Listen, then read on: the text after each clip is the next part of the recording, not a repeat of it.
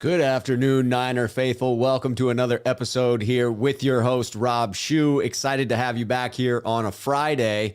Going to be talking 49ers, Rams, coming down to the wire here. We are now at a point where the 49ers season is on the brink, and it comes down to a game against the frickin' Los Angeles Rams.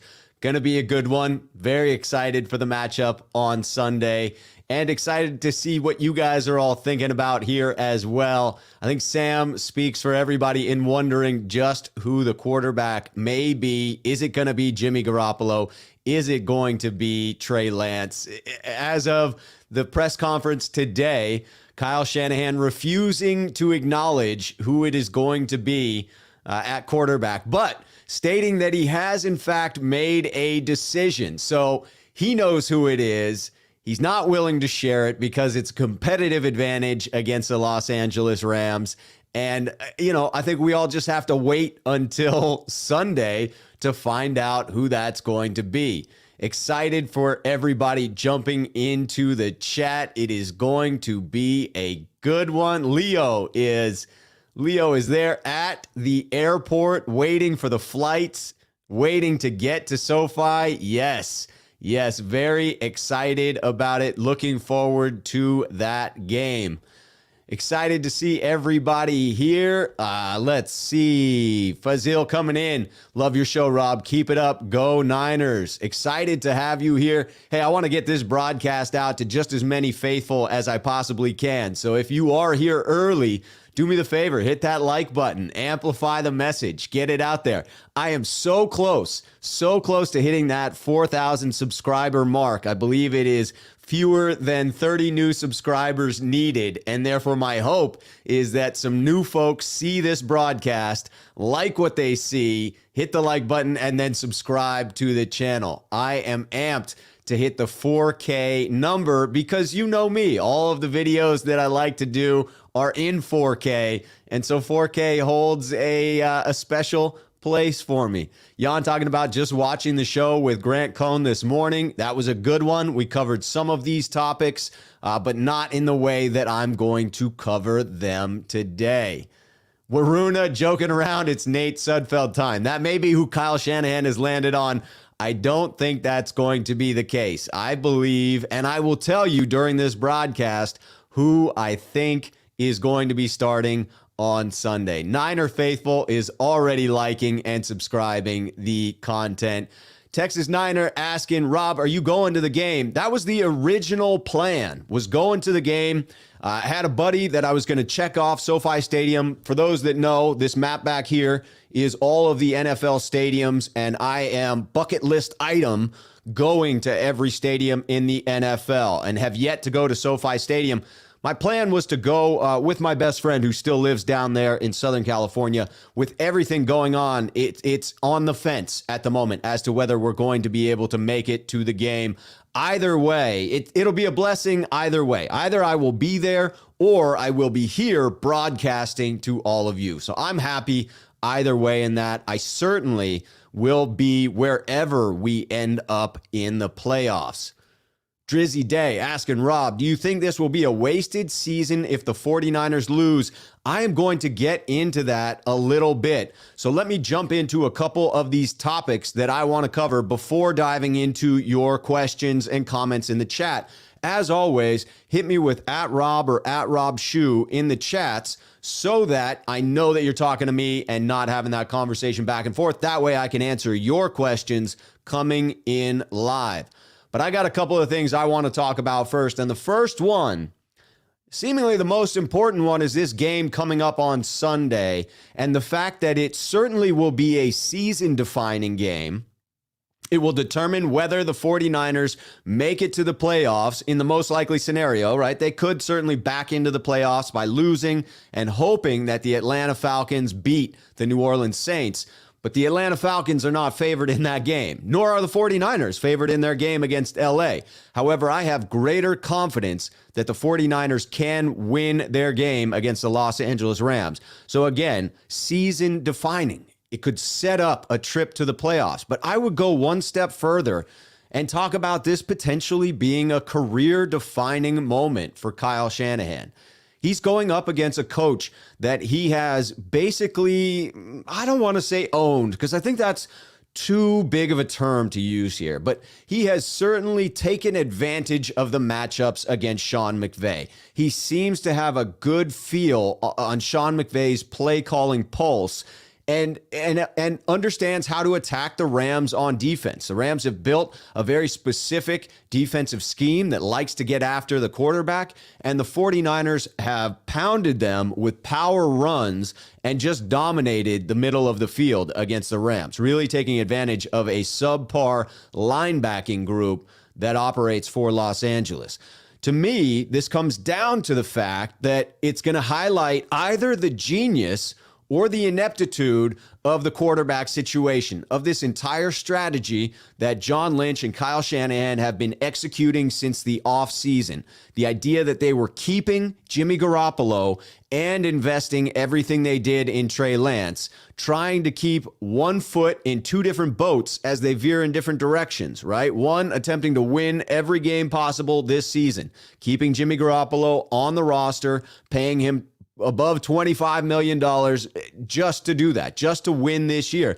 And then riding the future. You have Trey Lance. The foot in that boat is, hey, he's inexperienced. He had the fewest college snaps of any of the first-round quarterbacks. We knew he was going to come in and need time to learn within this system, and therefore we're going to make sure that he has that time. We're going to allow him to stay on the bench. We're going to let him progress at a reasonable pace and not force him into the action. And it was that strategy that was sold to us during the entire offseason and into the beginning of the regular season. But there were changes in the narrative. And I agree with Steve Young in his interview with Matt Mayoko talking about the bill of goods we were sold simply by the move made to move up to 3 was that you were getting a quarterback who could contribute this year. You don't move that type of draft capital unless you are doing something to help your effort in getting to the Super Bowl this year, especially if you believe you have a playoff caliber roster. But then the preseason unfolded. We had the Raiders game where all of us got giddy about this rotation that we might see. That didn't happen in the regular season. In the regular season, those snaps were considerably lessened and then just cut off entirely as Coach Shanahan realized that he had trouble going back and forth in between the two quarterbacks, understanding that he couldn't get into a groove, right? He likes to attack weaknesses in the defense. And if he's rotating quarterbacks, he has to determine what are those weaknesses when I have Jimmy out there and what are the weaknesses when I have Trey out there. And that slows him down, stops him from getting into a groove quickly, and therefore he abandoned it. Now, partially that could be because of the injury that Trey Lance sustained to the knee in the game against Arizona. That certainly changed the equation some. But you would think it was also just preference. It was Kyle realizing that the 49ers didn't get off to the type of start that he wanted. All of a sudden, the Niners are sitting there at 3-5. They need every single game in front of them in order to make the playoffs, in order to be relevant. And so he clutched tighter to his veteran quarterback and said, well, I'm struggling with this 2-quarterback system. I'm going to go with Jimmy, and I'm going to do that at the cost of snaps for Trey Lance. And that's exactly what it did cost them. It cost them preparedness for their rookie quarterback. It cost them the ability of getting Lance out there, getting him 4 to 5 snaps per game that get him used to the speed of the NFL and get him ready for a moment like this, which they saw coming. They saw Jimmy's injuries coming. They said as much in the beginning of the season. They talked about when they drafted him. They talked about why they drafted him, why they brought him in to be a competent backup if and when Jimmy Garoppolo got injured. Lo and behold, that happens. Jimmy gets injured, but you have not developed the rookie to the point where he is able to contribute at a level that you can confidently put him in against the Rams. And so therefore, you have this conundrum where you have Trey Lance, who showed flashes of really great stuff last week against a Houston Texans team that is suspect, right? Good defense when it comes to the pass game, good at forcing turnovers, atrocious run defense. So it balances out to, a team that is questionable as far as what are the results we saw from Trey, and will that carry forward in going up against a playoff caliber team like the Rams. So now Shanahan is stuck in this conundrum of deciding and going through the week of, is Jimmy healthy enough? If Jimmy is healthy enough, do I want to go with him? It is nuts to me that we're looking at this scenario. But again, it sets up where if the 49ers win, Kyle Shanahan is probably the hero in this situation. He played it just right. He, put up the smoke screens so that the Rams didn't know what was coming, and he prepared whichever quarterback it is to come out and play. If, however, whomever he taps on the shoulder to go in and play quarterback does not play well, and this thing falls off the rails, now all of a sudden we are going to be looking at 49er faithful talking about a lost season. We're going to be talking about a season that Trey Lance should have been getting snaps, but wasn't because of an effort to try and make it to the playoffs. But if we fail to reach the playoffs and just have a second season underneath Kyle Shanahan out of 5 where it's barely above 500 for the win mark, that's tough to sell. That is tough to sell to the fan base. And so I do think that we will look back on this game, win or lose, as a career-defining game. I think that 49er faithful will judge this game very harshly, good or bad. It will either speak volumes for Kyle Shanahan and what he is able to do in scheming against Sean McVay, in preparing whichever quarterback, less than 100% Jimmy Garoppolo or an inexperienced rookie quarterback. One of the two will get the chance to shine. And again, I think it will reflect on Kyle Shanahan just how they do. Bringing in some of your thoughts here on this topic as well. Got a couple of super chats that I'm going to get to first. Dr. J, 1 a.m. here in Europe. Thank you for staying with us, Dr. J. I am a Trey fan, but I fear we might lose that game, and I prefer seeing Jimmy losing that game. I start getting nervous. That's interesting. So merely looking at it from a standpoint of, if we are to lose this game, you would prefer to have Jimmy lose it than Trey. I think there are fewer built-in excuses if that's the case. So I think I agree with you on that one. And I don't want to see the rookie have any of his shine taken off of him, right? I would prefer that if he's going to play, he gets the win, because that propels us into next season and truly gives us confidence going into the offseason. HR, subscribe now, HR says. Yes, that is a key message. We are pushing for 4,000 subscribers during this broadcast. Thank you, HR. Subscribe now. Rob is going to narrate this Super Bowl run for us, and he's going to be breaking down how we can get each win. That is a fact. You know I love breaking down every single 49er game. And as these games get closer, as the tension builds going into the playoffs, I'm just going to be that much more amped. There's just going to be that much more energy coming from Portland, Oregon, pouring out into the Niner faithful universe. Just good karma going out there, and you can be a part of that karma. We welcome you here to the channel.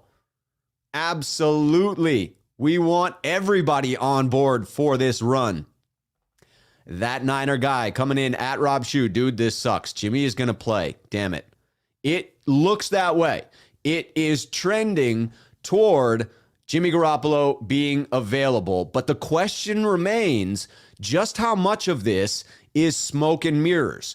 Just how much of this is for our eyes only, right? Just to make us think that that's what's going to happen.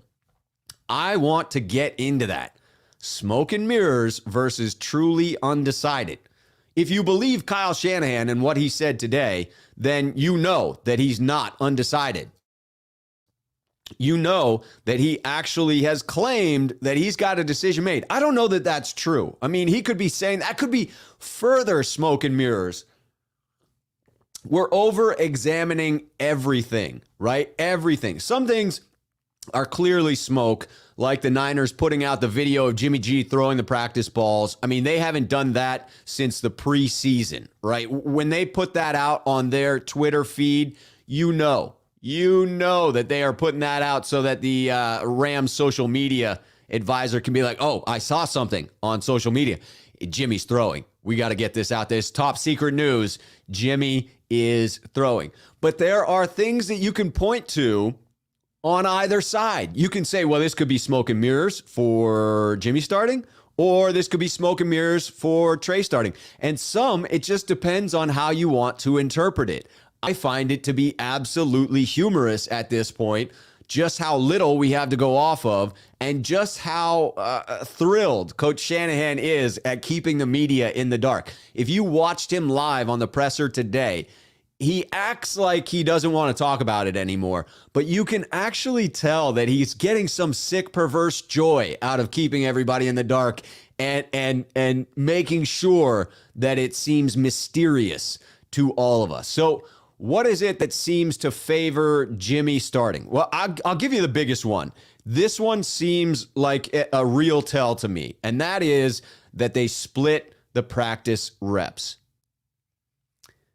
Could this be smoke and mirrors the other way? Yes. But in reality, if you are planning to start Trey Lance, why wouldn't you give the young, inexperienced rookie all of the practice reps that you possibly could to get ready for the game? He needs every single rep that he can get. And Jimmy Garoppolo, coming into week 18 of his, 8th NFL season, the fifth here with the Niners, 17, 18, fifth with the Niners, you wouldn't think he would need those practice reps. Are they better for him? Yes, absolutely. You want to have practice reps throughout the week if you're going to be the one playing. But this is a team he's familiar with. It's a division opponent, so he should know them intimately.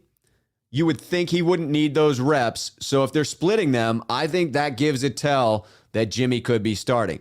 What other evidence do we have of Jimmy starting? Well, the practice videos showing Jimmy throwing reasonably well, acknowledging that both today's and yesterday's practice videos, when the beat writers were allowed to be there in practice, they had Jimmy, Trey Lance, and Nate Sudfeld throwing basically 5 or 10-yard outs. I mean, one of the easier warm-up practice throws on the field. Nothing definitive, not showing us that Jimmy can hit every spot on the field, but it looked like a decent ball. I mean, it was a good enough throw that it made me pause and ask myself, man, is he good to go on Sunday? Then you've got smoke and mirrors of putting Lance at the podium, pointing to the opposite. So you had Lance at the podium today. That seems like it could be the kind of smoke and mirrors move that you would use to signal that Lance is going to start. But in reality, what it actually signals is Jimmy starting. That's me reading the tea leaves there. Now, what would we consider favoring Lance if we look at reading the tea leaves here? Lance at the podium on Friday. You could obviously say, well, he's there because he's going to start. That's what the 49ers have done. The starting quarterback has been the one at the podium on Friday. So you put Trey Lance up there. Yeah, you may be trying to send a smoke signal, but what you've done in the past, what the historical evidence says, is that means Trey is starting. The idea that the 49ers did put out that practice video is clearly some smoke that they wanted to put out there that would, again, make it seem like, hey, we're trying to make you think it's going to be Jimmy Garoppolo. Therefore, in reality, it's probably going to be Trey Lance. And then when you listen to Jimmy, that's the biggest one that favors Lance. When you hear Jimmy talk about how it effing hurts when he is describing the pain in his thumb, that to me was one of those where I said, man, maybe Jimmy's not going to be good enough to go. Maybe Jimmy truly is hurting and this thing's going to hold him back. But that was before the first videos that showed him throwing the ball. So I go back and forth on who I think is going to start on Sunday. But if I've got to make one prediction that says who Rob Schuh believes is going to start, not who I want to start, who I believe is going to start on Sunday, I'm saying it right now, I think it's going to be Jimmy Garoppolo. I'm not convinced that he finishes the game. not because of performance, but because of that thumb. I think it's entirely possible that we see Lance in there for snaps. But I do think that while Kyle Shanahan relishes the smoke and mirror aspect, he would not give away valuable practice reps. He would not take those from Trey Lance and give them to Jimmy Garoppolo unless there was a very real possibility that Jimmy Garoppolo was going to start on Sunday. And then you had the trend of Jimmy being there at practice day after day after day. If he had an initial day of practice where it then stressed the thumb and couldn't throw the next day, I would have gone the other direction. But the idea that he has pushed the thumb, Thursday would have been the hardest practice. So the fact that he was back at practice Friday throwing yet again leads you to believe that he threw the hardest on Thursday and was still able to go today. So he's only going to be getting healthier in between now and Sunday. That leads me to believe that Jimmy will be available. And I believe Kyle Shanahan when he tells us that if Jimmy's available to go, he wants to take that route because he's the more known quantity between the two. Again, my reasoning for getting behind Shanahan in his playing of Jimmy is that I understand that he wants to attack the Rams in just the Shanahan-specific angle. He wants to be able to smell blood in the water, wherever that blood may be on that Rams defense, and pounce on it like a freaking wild animal. And if in the back of his mind he's considering the rookie, if he's saying to himself, well, Trey Lance is comfortable with 85% of the playbook, but there's a certain percentage that doesn't really match up with his skill set just yet. And the play he wants to attack the Rams falls within that 15% that Trey's not entirely comfortable with. Now Kyle's got to decide, do I go with the strength for the rookie or do I go with what I think attacks the Rams' weaknesses? I know he prefers to attack weaknesses, and I think he believes Jimmy gives him that best chance. So I've got to think that if Jimmy's available, he's going. And from what I'm seeing, there is a strong possibility that Jimmy is going. That's the prediction. Archie coming in, talking about at Rob, at the gym, listening to your pod, pump me up to lift heavy weights, go subs, and like the video. I appreciate that. Yeah, I'm hoping by the time we get to the end of this thing, I look and we have hit that 4,000 subscriber mark. We shall see. We needed fewer than 30 new members to the channel to get there. All Day Niners 007. At Rob, enjoy the content. Excited for Lance next year. Don't care who starts this Sunday. I'm a Niners fan, not a specific QB fan. Just win, baby. I am with all Day Niners 007 here. I am excited for whomever starts. I am excited for the fact that the 49ers are in a must-win playoff game in order to get into the freaking playoffs. I'm excited that I may be at a playoff game next weekend. I don't care whether it's Jimmy Garoppolo or Trey Lance. I just need the Niners to get all over the Rams and send them packing from SoFi and then head back down to SoFi and do it again at some point. Texas Niner, one of our sneakerheads here on the channel. At Rob, I was thinking early today, you should do a podcast with your pops calling in about the Niners. That would be cool. I will definitely ask him if he is up for that. We would only be able to do it after a win. I couldn't take the negativity if it were after a loss, but that would be an interesting idea. Maybe in the postseason we'll get into that, and if not, we'll definitely work in a segment for the off season. I'm excited for an off season docket of bringing in guests to interview, special guests, draft specialists. We are going to keep this thing churning through the off season and all of the NFL glory that comes with it.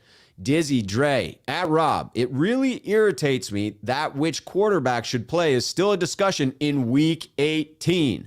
It is absurd. Wasted season. Trey Lance should have been playing since the beginning. I tell you what, Drizzy Dre, if the 49ers lose, a lot more 49er faithful are going to feel exactly how you feel right here. If the 49ers lose and do not make the playoffs, man, I may even feel that it became a wasted season because you will not have gotten that experience for Trey Lance. Jimmy G is headed out the door, you have to imagine.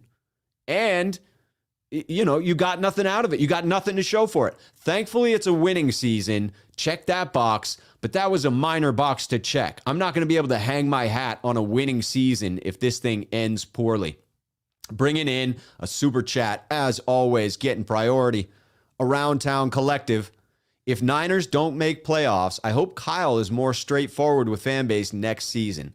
Wishful thinking? I think in some regards it is. He will always want to keep any competitive advantage to himself.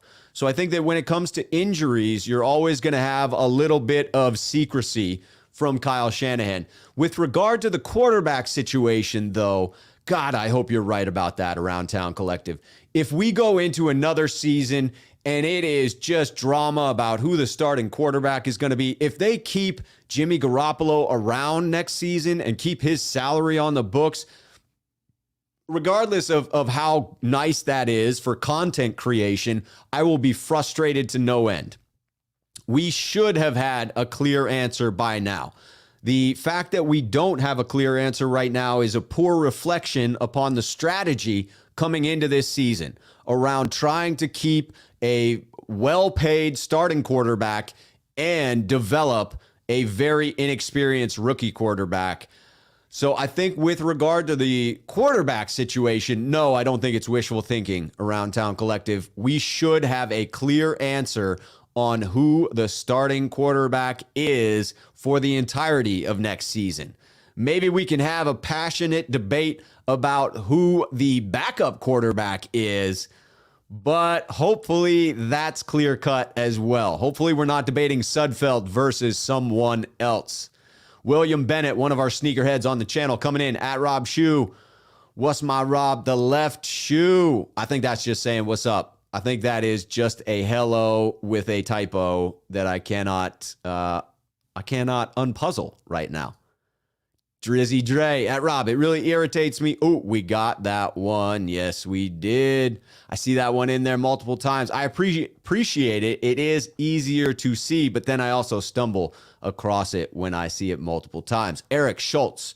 Trey will be starting from here on. Eric believes that the smoke screens favoring Trey Lance are the ones that we should be listening to. That Lance at the podium on Friday signals he's going to be going. That Lance splitting those first team reps means that he is going to be going. The fact that the 49ers are shamelessly promoting the video of Jimmy throwing is just a smoke screen. Trey Lance will be going.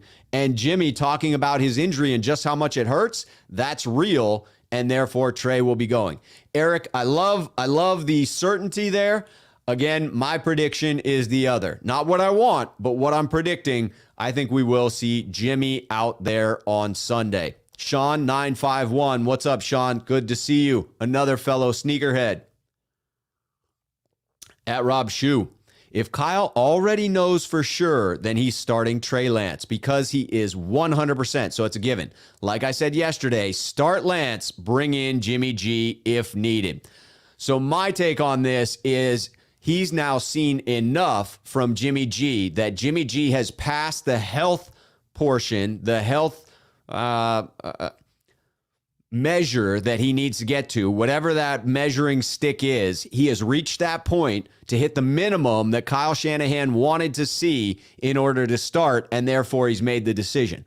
I can also get behind this logic, though, that the only person in the quarterback room who's 100% is Trey Lance, and therefore it must be Trey, because as of this point, you still don't know how that thumb's going to feel on Sunday. My guess is because Jimmy was able to throw those 3 days in a row, Kyle's seen enough from a health perspective to say he's good to go.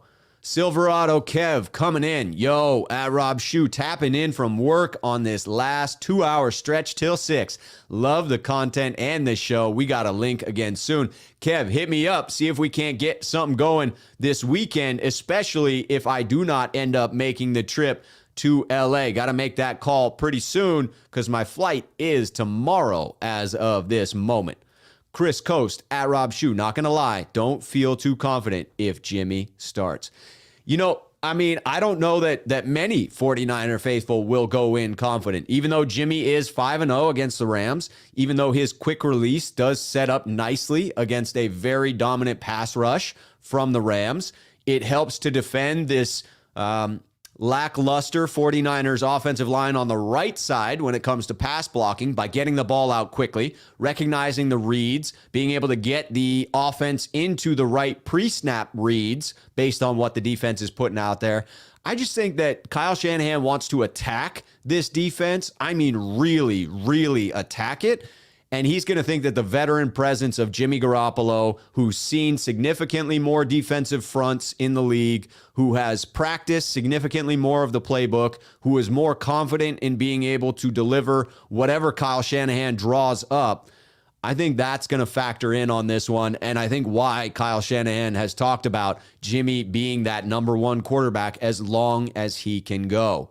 Jimmy G's injured thumb has come into the chat to give us a thumbs up. I wonder if he's using his left thumb or if he's throwing that right thumb up, taped up job and all. But anyway, Jimmy G's injured thumb has liked the video. I appreciate it because it helps me get that message out to more folks and may help me break that 4,000 subscriber mark that I'm trying for. We shall see. I won't know until the end of the video. That's the irony of it. All right, I see a super chat coming in. Got to get to that. Always the priority. Here we go. Antonio coming in. Seabrook. Okay, so Jimmy is injured, plays, and we win. Then what? His thumb will not get better for the playoffs. Well, I think, Antonio, the thought process there would be if he's good enough to play now, another week of healing, as long as he doesn't re-injure it. And he could. I mean, the defenders will be all over this. Let's get that straight. The Rams' defensive line is going to be tomahawk chopping on Jimmy's ball hand the entire freaking game. I don't think that they're going to go the route of like what Ndamukong Suh might do, grab a thumb, twist it, try to rip it off. I don't anticipate that we'll see that type of a dirty play from the Rams, but certainly they know it's an injury. They are going to target it if Jimmy is in there. So you could see Jimmy get re-injured, and then you would need to go back to Trey, and then the plan could backfire for Kyle Shanahan. Again, I am not advocating for this to be the case. I am merely predicting what I believe Kyle Shanahan will do on Sunday, and that is starting Jimmy Garoppolo. There's the Freudian slip, because I would prefer that they start Trey Lance. I would be more excited to see Trey Lance go. But as long as Jimmy escapes that game without re-injuring the thumb, without some defender getting on that thumb, then I think you've got another week to heal further, and it's just going to get better from there. It's also a tear, so it's just going to be a pain tolerance issue to some extent for Jimmy Garoppolo. All right, getting back in time a little bit. Sorry if I skip your comment. Please bring it back in. I like to stay current so I'm not too far behind in the comments. So that means I miss a few minutes of content as I catch up. Joseph Manna, one of our sneakerheads on the channel, member of the community, at Rob Schuh, bring back Mullins for week 18. He'll bring the juice. Hey, let Mullins throw it all over the yard. I know Joseph is joking here, but that would be pretty funny. Christian, hey, Rob, what's the word on Trent? Trent Williams has not practiced so far this week. I'm going to hit that topic in a little bit. Stay tuned. I will get to that, no doubt about it. DDeet72 at Rob, the fact that Jimmy wasn't cut this season and that $27 million used to shore up other areas is an abysmal organizational mistake and failure. I think you have to wait until the outcome of this game and the playoff run that comes after it. You have to wait for that outcome to truly be able to say that it was an abysmal organizational mistake and failure. If the 49ers miss the playoffs, I think you will see more and more pundits, more and more Niner faithful saying exactly this, D-Deets. I think that you will have some justification to back up your assertion that it was a waste, that it was a waste of resources, that it was a waste of opportunity for Trey Lance. But don't underestimate the importance of making the playoffs. If the 49ers get into the playoffs, it was not an abysmal organizational mistake. It was not a failure. The playoffs mean something. In particular, if we grab that 6th seed and we march in with confidence, I will feel differently if we are backing into the playoffs, losing to the Rams and waiting for the Saints to lose to the Falcons. That would feel dirty to me, and that won't feel the same as if we win against LA and march into the playoffs and hand it to somebody else when we get there. I saw we have a new sneakerhead who has joined the channel. Dr. J is our latest sneakerhead. Dr. J, welcome to the channel. Welcome to the sneakerhead community. We are glad to have you here. I hope that you call in next Thursday on the sneakerhead call-in program, because we got some good stuff going on Thursdays with the sneakerhead community calling in and giving voice to their opinions so that we can get a true dialogue happening. All right, going back to John here at Rob. Start Jimmy for the first play. Hand off to Mitchell. Quick tempo, next play, and put Lance in for the rest of the game. That would be a very short leash for Jimmy Garoppolo if that were the outcome. I do see a circumstance. Again, I believe that Jimmy will be started by Coach Shanahan. Not what I'm looking for, but what I'm predicting. And I do think there's a chance he doesn't finish the game. I certainly believe Lance will be coming in for some snaps. David Sir coming in at Rob Schuh. Jimmy's record against the Rams means nothing to me. 5-1. Actually, I think it's 5-0. Looks amazing, but we're not in the playoffs. Oh, I see. So you're saying if we lose, we'd be 5-1. I get what you're saying there, David. Yeah, but you can't anticipate the loss, right? You're putting in Jimmy because you believe that he's going to win. And then it's 6-0 against the Rams, and then we are in the playoffs, and then it was the right decision. You really can only judge this one post-game. Pre-game, we're just carrying in our belief about Jimmy Garoppolo's abilities or inabilities, or Trey Lance's abilities or inabilities. Afterwards, we'll be able to break it down. I love making the prediction because then you know if it's right or wrong when you see the actual empirical evidence. All right, Flock of Aya coming in. I don't know about pronouncing that first one. Wait, Adaraya. That one's too much for me. I apologize. If you can hit me with the phonetic spelling, I will give it a shot. But that's a mouthful for me personally. At Rob, Jimmy will start and Trey will finish the game, which will throw the defense off. But honestly, I just don't see Jimmy playing other than just starting. I agree with Jimmy starting and Trey finishing the game. I think that's the most likely outcome in my book. Not what I would choose to happen, but what I believe will happen. At least Trey getting in on some snaps. Philip coming in at Rob Schuh. Given everything we have seen this week in practice, who do you think gives us the best opportunity to win going forward, including the playoffs? Okay, so this is a different angle that Philip is asking here. Who gives us the best chance to win, and not just on Sunday, but going into the playoffs? And I tend to think it's Trey Lance. Call me crazy. I understand wanting to use the entirety of the playbook in attacking the Rams. I understand how that gives us a distinct advantage. I also understand that Jimmy's quick release is advantageous in going against a very intense pass rush like the Rams offer with Aaron Donald and the rest of the crew, right? Von Miller and co. But Trey's chunk plays, the ability to push the ball down the field, that to me gives the 49ers a more robust chance of making a run in the playoffs, of actually pushing deep into January, and that is the goal. Therefore, I do think that if you were saying, listen, getting into the playoffs isn't enough. We want to win freaking games in the playoffs, and that is the priority. If that were the number one priority, I would think Shanahan might start Trey this weekend to give him more experience, to make it even more likely that he helps the 49ers win games going deep into the playoffs. I just think we're going to need some of those explosive plays, and Jimmy this season has not delivered a whole lot of them. Could he? Yes. Is he capable? Yes. Which one has me more excited? Probably Trey. Ooh, I've got a phonetic spelling. I'm giving it a try. Here we go. At Rob, sure. It's Ada Raya Allah. All right. Ada Raya Allah. Thank you very much for that. I appreciate it, and I hope my pronunciation of that phonetic spelling was correct. HR with the super chat. Let's get Rob to 4,000 subscribers today so he can finally get that matching right shoe. It's true. Actually, I was going to make a joke and then realize this is the right shoe that's sitting here. The left one is sitting behind me.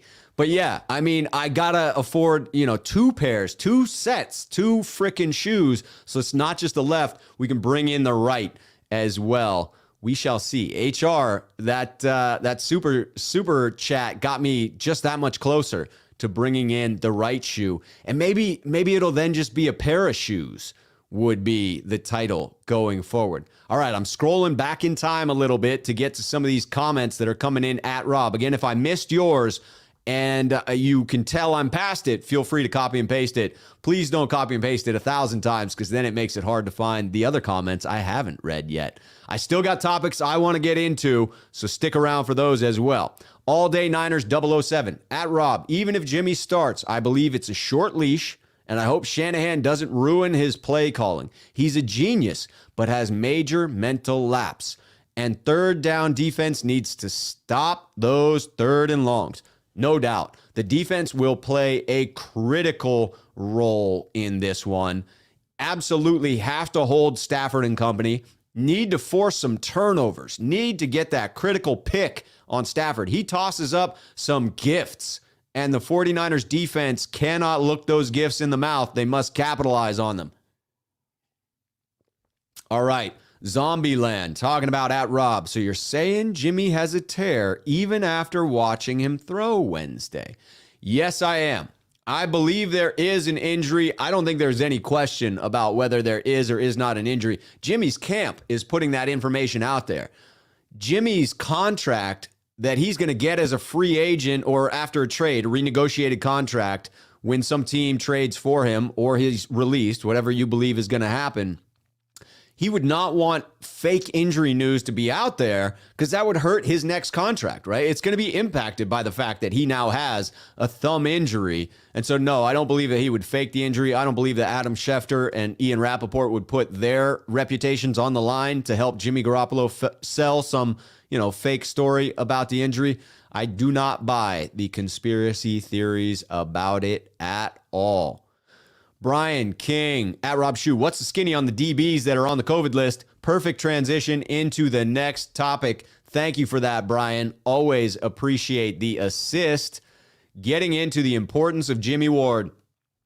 I think he's the most important player that is still on the COVID list. The only one that has returned off of being positive for COVID is Ambry Thomas. Now, that is huge. Don't get me wrong. Ambry Thomas being available is very, very big. You have Emmanuel Moseley trending to be available for the game. You have Josh Norman as your 3rd cornerback who is not on the COVID list. So you now have Emmanuel Moseley, Ambry Thomas, and Josh Norman as 3 available outside corners. That should cover the 49ers in the ability to have your 2 starters and a little bit of depth. So a little bit of breathing room there with Ambry Thomas coming off of the list. But at nickel corner, you are still in a world of hurt. You still have K'Wan Williams on the list, not currently available to play. You still have Diamador Lenore on the list, not currently available to play. You still have Dante Johnson on the list, not available to play. Those are your 1st, 2nd, and 3rd string nickel cornerbacks. You know who would play in an emergency? You know who locks down on Cooper Kupp when he plays in the slot, when the Niners play against him? Jimmy MFN Ward. Jimmy Ward is not just the free safety of this defense. He's not just the most tenured player of this defense. He's not just the quarterback of the secondary. He is also the best cover corner that the 49ers have on their roster. He is the best at locking down tight ends and slot receivers when called upon to do so, and he will be called upon to do so against Cooper Kupp, who is attempting to set the NFL record for receptions and receiving yards this season, with an asterisk, of course. Of course. So I think that you cannot understate the importance of Jimmy Ward, regardless of who else comes off of that list. You have Jaquiski Tart still is limited in practice, but it looks like he'll be able to go. If you have Tart Ward, Ambry Thomas, and Emmanuel Mosley on the outside, then I feel okay with whatever you need to do to cover that nickel cornerback spot. But if you're missing Jimmy Ward, I get very nervous about this defense. Let's touch on another injury before we get back into the comments. Yet another topic here. Trent Williams and the elbow. This one is very, very big. Trent Williams has yet to practice at all this week. He was not, as expected, limited in today's practice. He was non-existent in today's practice. Now, when Coach Shanahan was asked about that, he didn't seem concerned. And quite frankly, if he thought Trent Williams was going to be out, I do think he would be concerned. And I don't think he has a great poker face. So I don't believe he's just lying to us about Trent Williams being likely to play. I think Trent Williams does not need practice. Does he benefit from it? Yes, absolutely. He's having a hell of a season. If he just wants to rest up and prepare for game day, I'm all for that. As long as he is active on Sunday.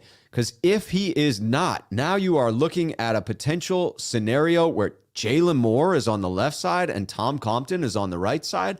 I mean, that could get ugly. It is something to monitor as we get closer to game time. You've got to keep your eye on that.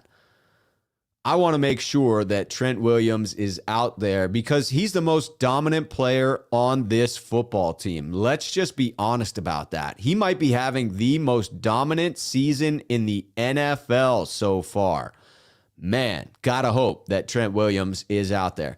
Getting back to your comments, again, if you want it to get into the show, do me a favor and hit me with the @Rob or @Rob Schuh so I know you're talking to me or asking me a question.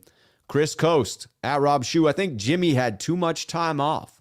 I think he will be rusty and throwing off radar. Not what I want, but I'm seeing this happen. Again, it's still up in the air who is going to start on Sunday. My prediction is Jimmy, and it's fair to wonder if there's going to be a little bit of rust there. It's fair to wonder what the effect on his thumb will be as the game progresses. Will that ligament become weaker the more and more he throws? The plus side of that is you would assume Kyle Shanahan, if he goes with Jimmy, would attempt to limit Jimmy to 25 throws or fewer and would try to really get the run game going. That plays to our advantage because that is the identity of the San Francisco 49ers and how they are most dominant when they do lean on that run game heavy as can be. Joseph Manna, one of our sneakerheads, @Rob Schuh. Any word on Greenlaw, Jimmy Ward, or K'Wan Williams? Nothing so far on Jimmy Ward or K'Wan Williams. It appears as though there is a chance for Dre Greenlaw to come in and be back. That would be a pretty big upgrade, in particular if Al-Shaair is still out. Now, there's a chance Al-Shaair is back as well. Kyle Shanahan has him listed as doubtful, but did say that he's trending in the correct direction. I think it's probably unlikely he makes it, but Dre Greenlaw could be out there for Marcel Harris. That would be a big upgrade. John, @Rob, starting a 75% Jimmy comes with a Shanahan's full playbook. Starting 100% Trey comes with Shanahan's limited play call experience with Lance. It took a while for Kyle to find a groove with Trey. John, this is why I believe Kyle Shanahan wants to start Jimmy Garoppolo. This is exactly it.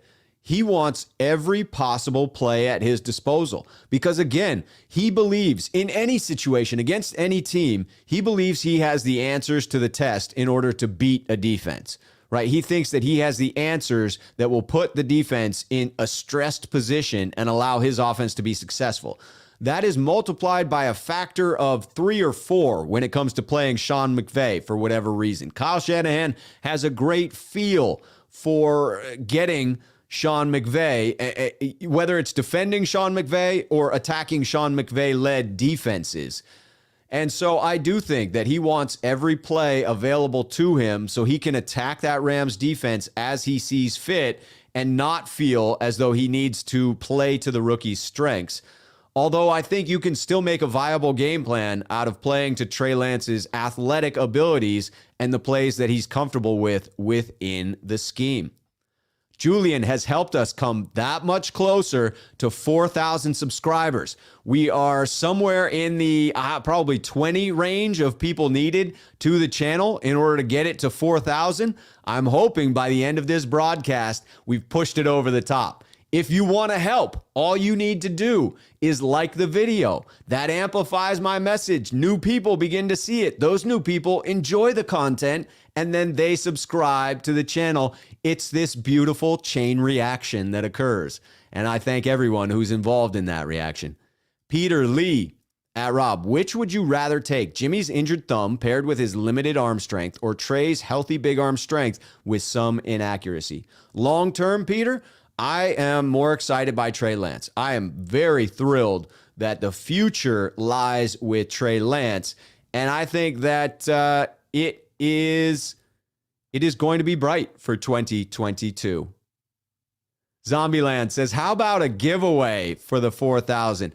I don't have an extra mug to give away right now, but I am looking online and I will do that. I will give out a mug, whether it's for the 4K or whatever. There'll be some free stuff going out at the random. I may include some trivia in order to award whatever that giveaway is. So it's not just a random drawing. That way somebody has to invest in the Niners. They have to know some things about the Niners. Maybe I'll have something that's a throwback trivia and some modern trivia for those that may not have been watching the 49ers since the mid-'80s, like myself. Luke Luna, one of our sneakerheads, Rob Schuh, Jimmy has proven he can carry the Lambs beating scheme. It's not that hard to see why Kyle would go with that if he knows what the kid can or can't handle. If Lance starts, I'll be excited. Luke, I'm with you right here. This is Kyle's logic for why he's most likely starting Jimmy on Sunday, and the idea that most of the fan base would be more excited by Trey being out there because there will be more exciting plays that happen in most scenarios when you put Trey out there. The real question is, would he be able to extend plays against this ferocious Rams defensive line, or would they, with the added time, be able to get home and get more sacks on the Niners? Luke Luna coming back in at Rob Schuh. If he doesn't, I'll understand why Kyle went with Jimmy. Me too. You can't argue with that, 100% of the playbook being available. William Bennett, sneakerhead, someone to worry about is Von Miller against Compton. It's going to be rough. Jimmy start, Von go have a big game.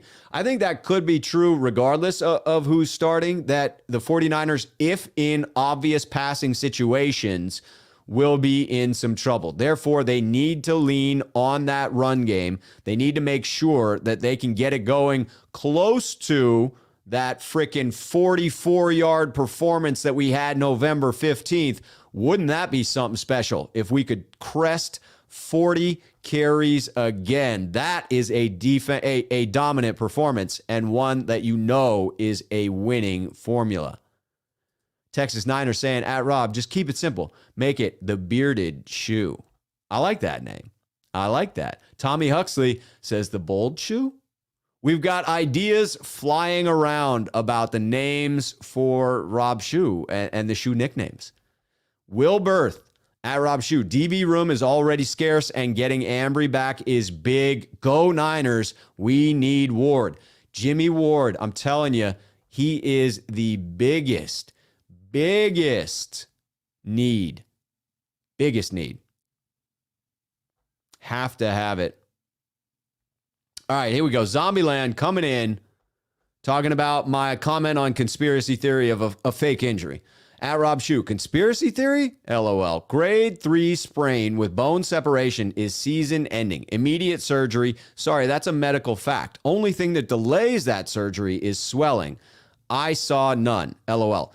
I mean, I am not a medical doctor, and I do know for a fact that within each grade, there are varying levels to it. And so I think it's fair to wonder, again, not spitting facts here, just asking, are there varying degrees to a grade 3 sprain? Is it possible to have a partial tear with a bone fleck, and that fleck, because it is bone that came off, as Shanahan called it, is not enough to cause the need for surgery? Certainly, there are grade 3 tears that require surgery and ones that don't. I have heard that from doctors as they come in. But Zombieland does say he is in the medical field, and we'll leave it there. We are left to wonder where in the field you are, Zombieland. No, I'm kidding. I mean, that's entirely possible. I don't mean to say that it's out of the realm of possibility. I just do not believe that people would put out fake injury news like that. I do not think that that Jimmy's camp would do it because it would hurt him, hurt his contract for next year. I do not think that the Niners would want to do it because, you know, what good does it serve that? Well, maybe the Niners would want to do it, but Adam Schefter, Ian Rappaport, those guys have reputations around the league. They're not going to try and put that information out if they believe it to be fake. That's my stance on it. DDeet72 at Rob Schuh. Rob, just look at what Mac Jones has done for a far lesser Patriot offense. I refuse to believe Lance couldn't have accomplished at least the same with the Niners, 8-7 with Jimmy. No thanks. Hey, I get that people are pretty passionate about saying that. I don't know that you can go back and rewrite history. The butterfly effect changes too much, in my opinion.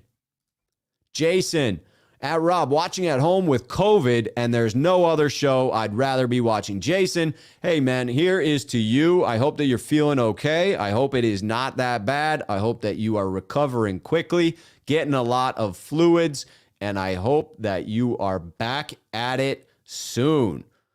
Hope that you're healthy for the Niner game as well so that it doesn't interfere with your viewing enjoyment. All right, we got a super chat that I need to bring in here as we catch up in the comments.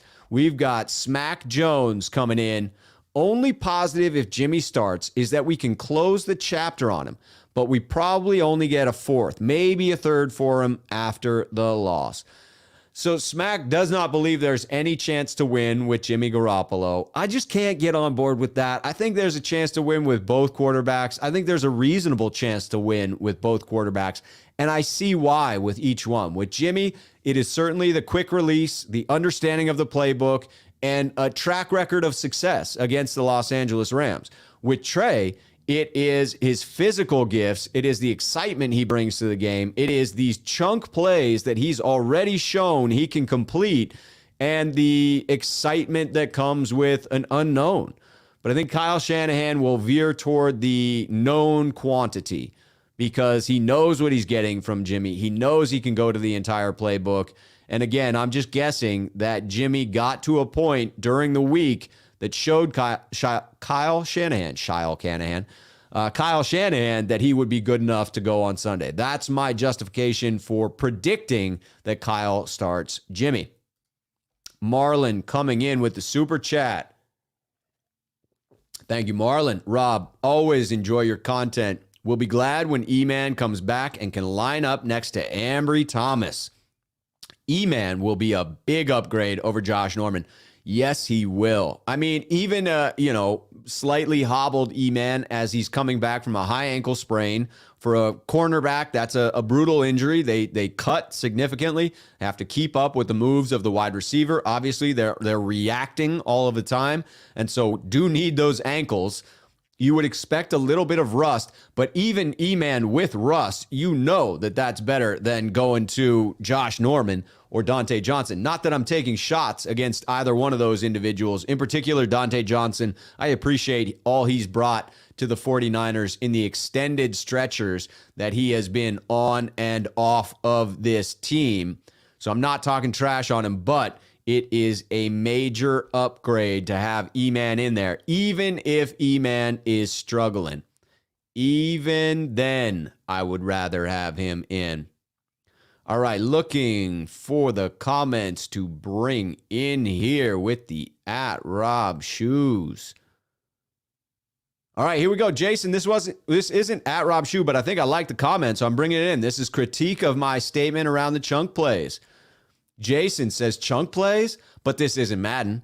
I get wanting the long ball, but give me a long, grinded out offensive scheme over quick chunk plays. Think of the defense. There's something to that. If you are able to sustain 15, 16, 17 play drives, you exhaust and demoralize the Los Angeles defense. But this is an explosive Los Angeles offense. If the Rams get ahead, you may need chunk plays to get back into it. So it depends on how this game plays out. If it plays out in the 49ers' favor and they are running the ball successfully, you could see Jimmy Garoppolo being in there as a furthering of the 49ers' ability to run over LA, play complementary football, have greater than 30 minutes of time of possession, and really put their foot on Los Angeles' neck and put the Rams out of their misery. But if you fall behind a little bit, now you can't go on these long, sustained drives. If you're committing penalties, now you have a situation where you need to overcome a 1st and 20, a 2nd and 20 situation.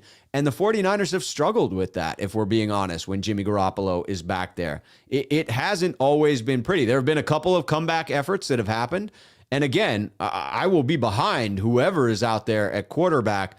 But I do think there's something to what chunk plays bring to keeping the defense honest, keeping 8 men out of the box, and then being able to run off of that. You don't want all your drives to be chunk plays. You do want to grind and churn clock.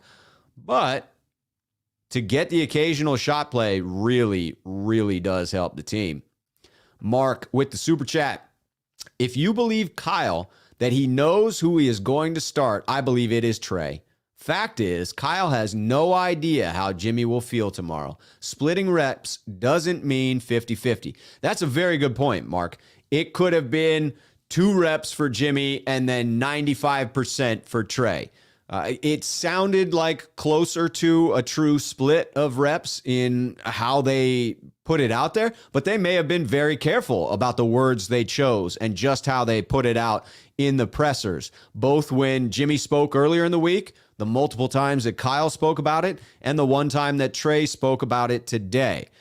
Again, I am not claiming to know for certain. My prediction is that it will be Jimmy Garoppolo. My prediction is that's been Kyle's preference all around the entire time. Sorry, I just got distracted. I'm coming back to it, but Eduardo calls out, we hit the 4,000 subscribers.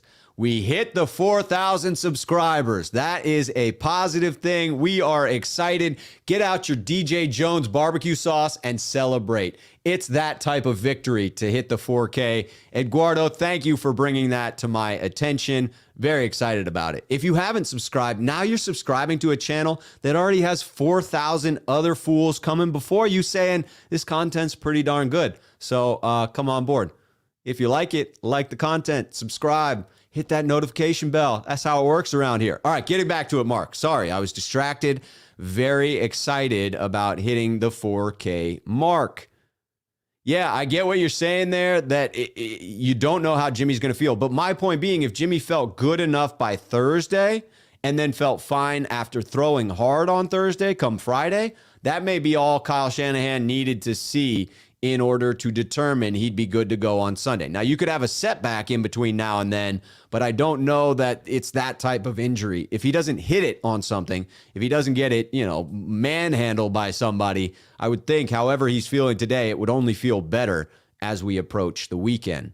Sean 951, if Jimmy G starts and wins with this injury, whether he can play in the playoffs or not, appreciation and respect for Jimmy G needs to change. He could easily bow out knowing he is not going to be a Niner in 2022. Thank you for calling that to everyone's attention, Sean, that if in fact Jimmy does start, it should be a tip of the cap to Jimmy Garoppolo. It should be, hey man, hats off to you, sir.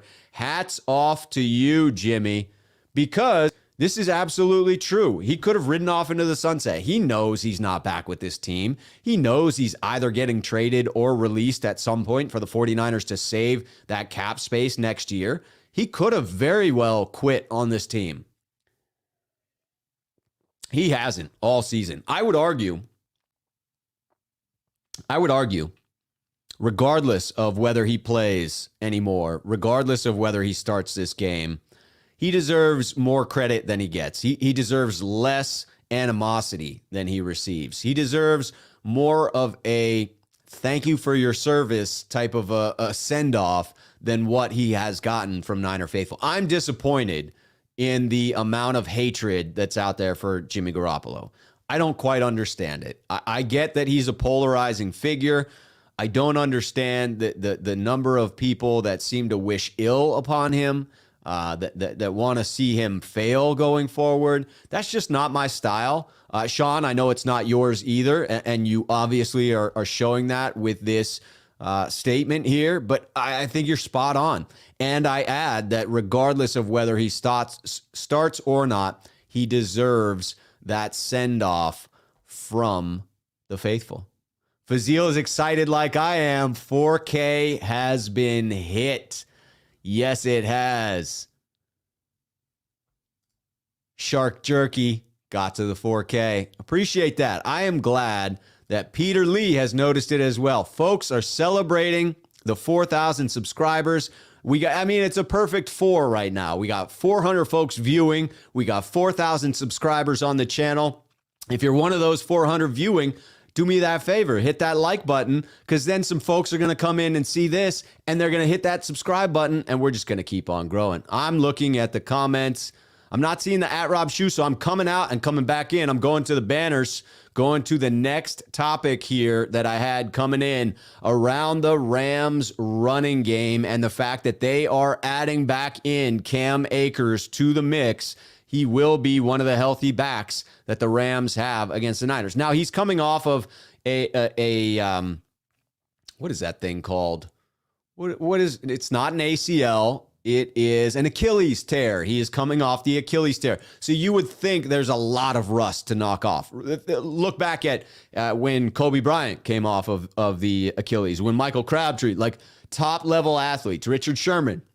It took them a while to look like themselves coming back off of that injury. It does hobble people, and it takes a little bit to ramp up. He was not expected to be back this early in the season, so I think that it's fair to wonder what he'll be able to add this game.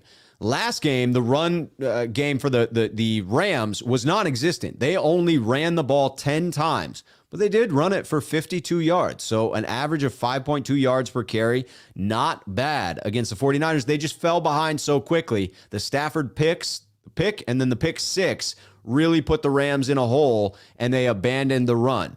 I suspect they will attempt not to allow that to happen this time around. So who are the other backs, and just what kind of a rushing effort are they going to be able to put up against the Niners? Well, Sony Michel has looked pretty good since coming on.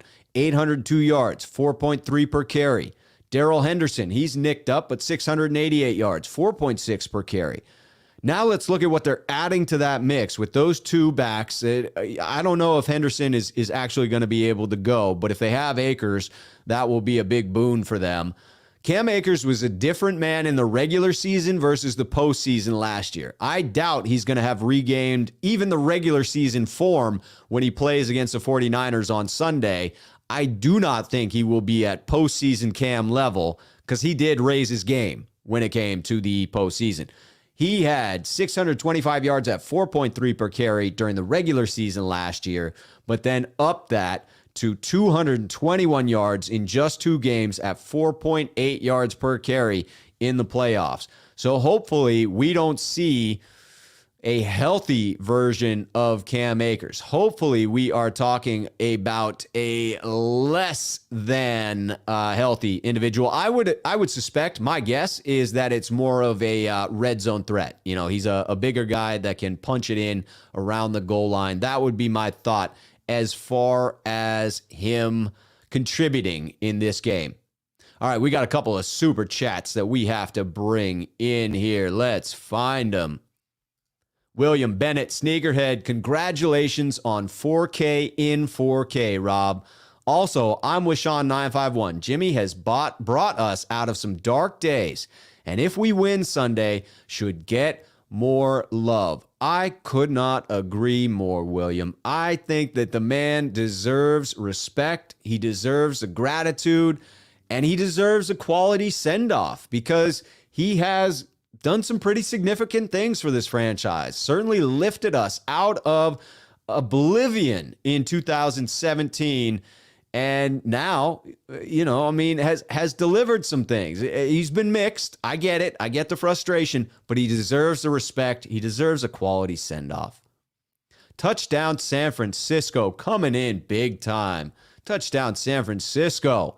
Rob, thank you so much for that speech about Jimmy and his contributions to the team. This is why I love this show. Congratulations on your 4K. I appreciate that. This one's for you, Touchdown San Francisco. I absolutely appreciate you coming in, being part of the dialogue, being part of the subscribers, the listeners, coming in with the super chats, bringing in new topics to the table. I love being here with fellow 49er faithful. There's just no two ways about it for me. All right, I'm scrolling back in time a little bit. Always got to come forward for the super chats. Got to pay that respect to the folks that give their money. And I like to bring in the folks that just have their opinions with the @Rob Schuh, Ellis 10. The Niners beat the Rams with the running game. I honestly think it's not on the starting quarterback, but on Kyle's play calling this Sunday. That goes back to my first topic that I hit on to begin this show, where we talked about a career-defining game for Kyle Shanahan. He has the opportunity, regardless of whomever starts at quarterback, to absolutely win this game with his play calling, with his offensive genius. Attack the Rams relentlessly with that run game. If he does so and propels us into the playoffs, I think that will start to change the narrative around Kyle Shanahan's record, around his legacy, around his ability to coach up the team, because he gets a lot of flack for having a sub 500 record with the 49ers. He gets a lot of flack for only making the playoffs once out of 4 years, only having a winning season once out of 4 years. Now, he's checked the box about getting to that winning season, just barely, right? It could end up being 9-8 when all is said and done. But if he gets to that 10-win mark and propels the 49ers into the playoffs, especially if it is because of his play calling, where he is getting into his bag like there's chips at the bottom and running the football effectively and creatively, then I think we've got to cast aside all that negativity that keeps getting lumped on him. We will have to frickin' ignore the fire Kyle chants that come up anytime there is something that he does wrong. But if he fails, if he falls short, man, it is going to be tough. Matt Shug asking, how many subscribers will it take to quit the day job?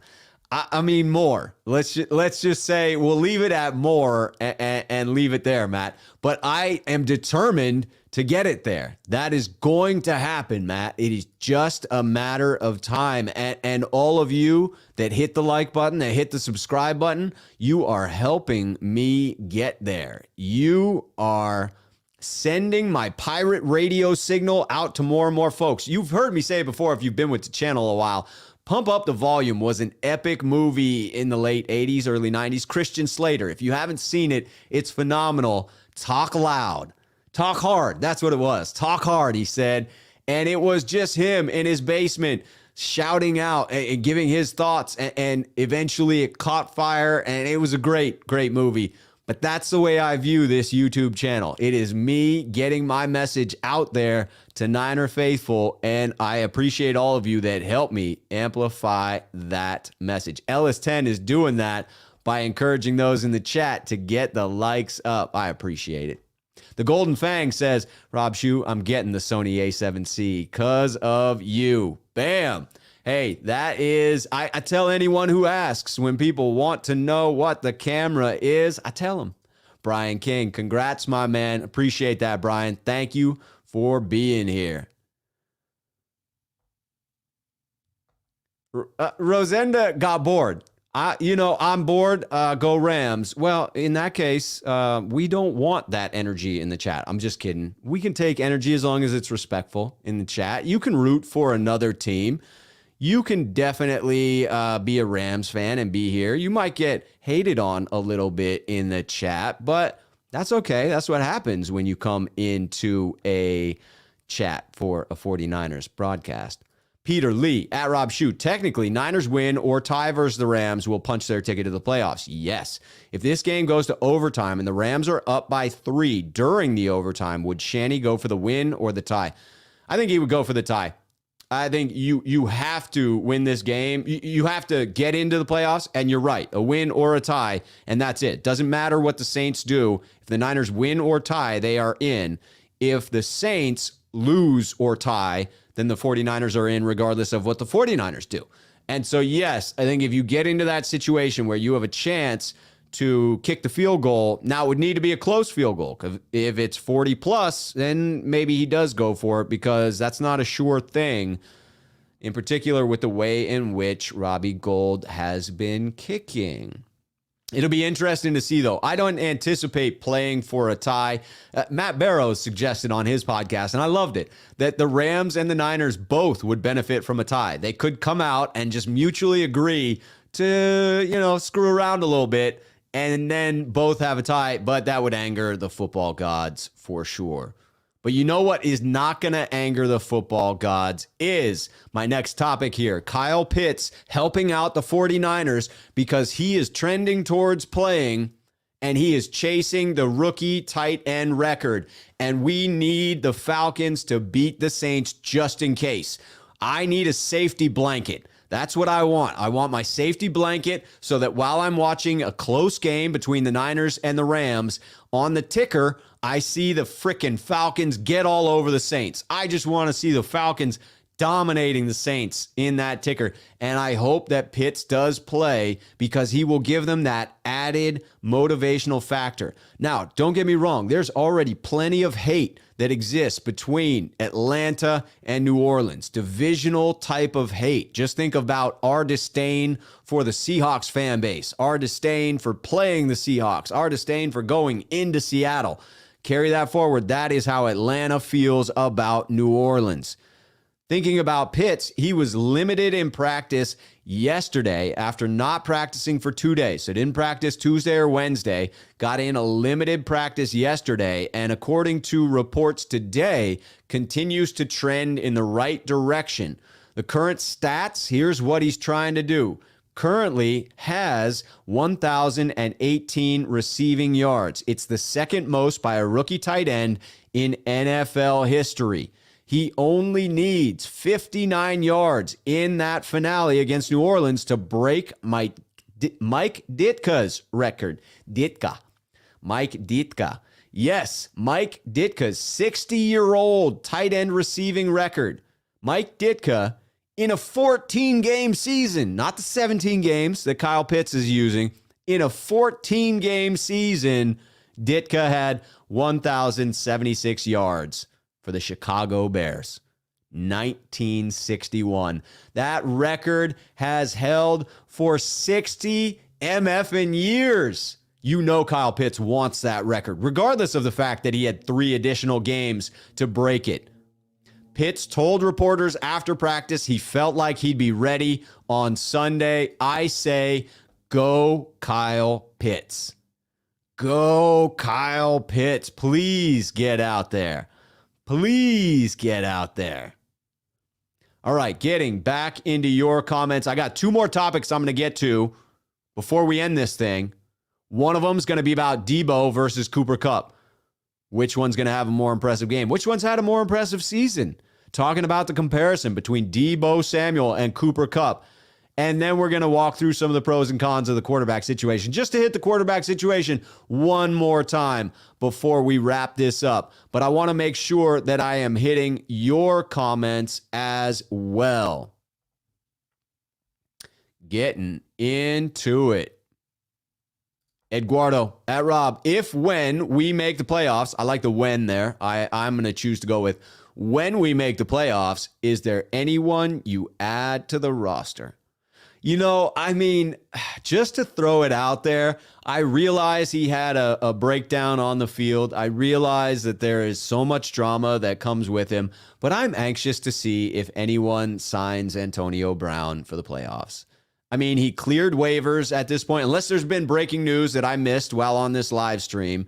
What I had seen is that he cleared waivers. That didn't surprise me at all. I didn't think anyone was going to want to, sign on for any significant time with Antonio Brown, given what we saw. And I wish him nothing but the best.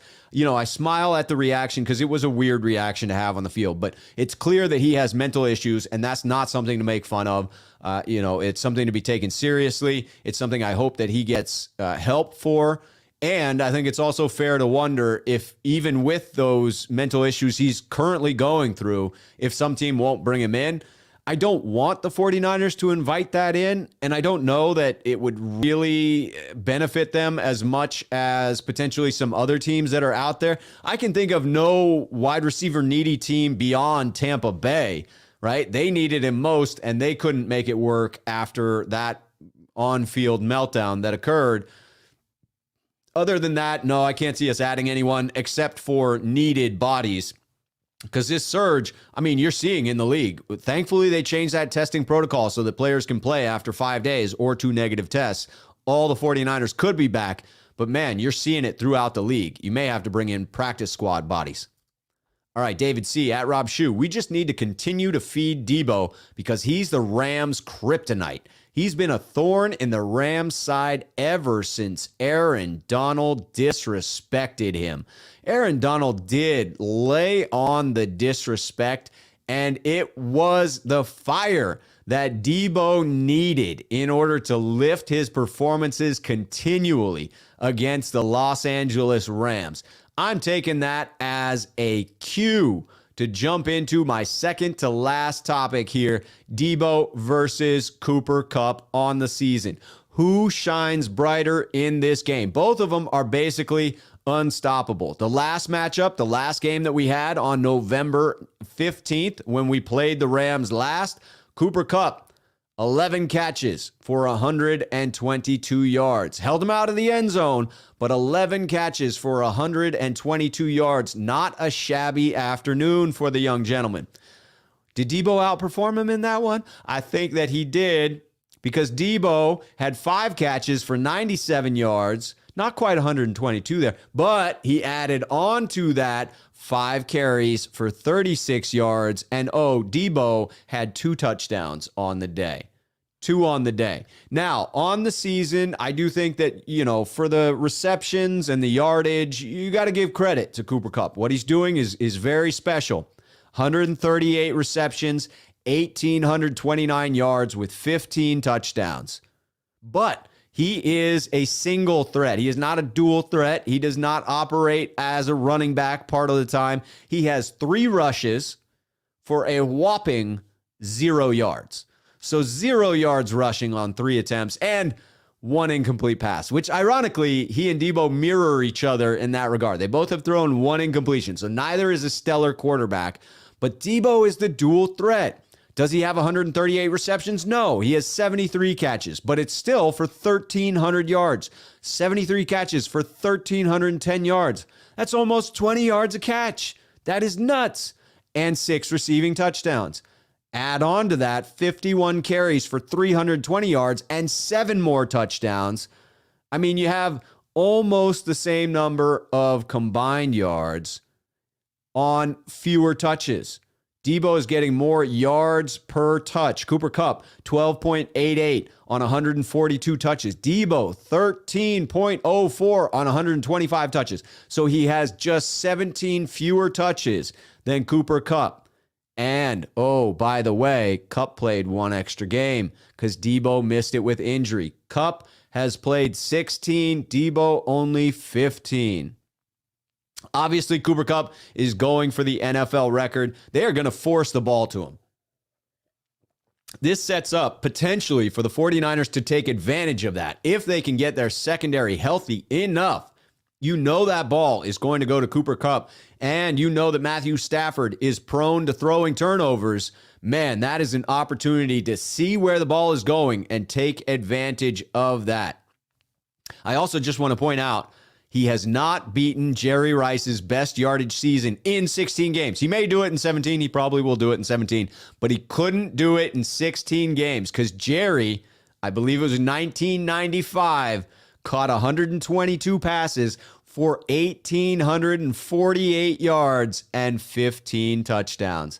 By comparison, That is 1848 with 15 touchdowns to Cooper Kupp's 1829 and 15 touchdowns, both over a 16-game span. Jerry Rice still holds on. I'm telling you, I think in this one, if we're comparing Deebo versus Kupp, Deebo always seems to rise up against the Rams. And I do think it is no coincidence with Donald's quote. I believe that it fires Deebo up, that Deebo gets amped for these types of games. And I think he is helped by that fuel that Aaron Donald just poured on the fire for no reason. It was dumb. I'm sure he regrets doing that.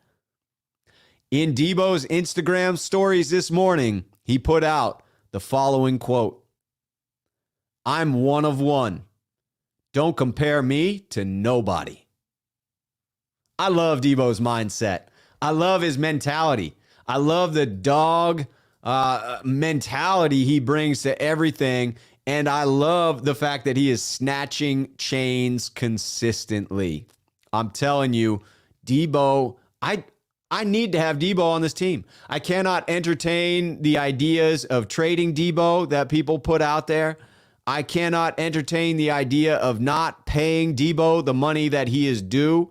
His outlook, his mindset, the physicality that he brings to this team, to me, adds so much value that you cannot quantify.